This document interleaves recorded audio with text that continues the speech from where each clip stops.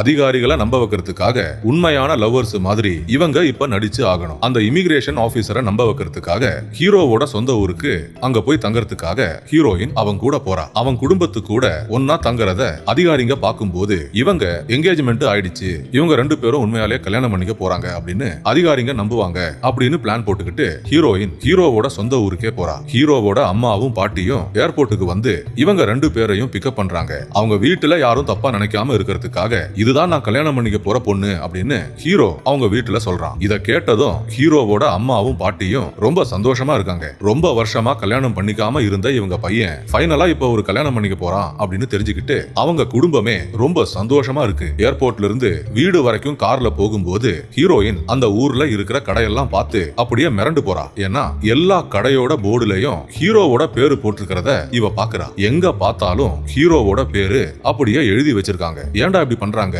இவன் உண்மையாலேயே யாரு அப்படின்னு ஹீரோயினுக்கு ஒண்ணுமே புரியல. நம்ம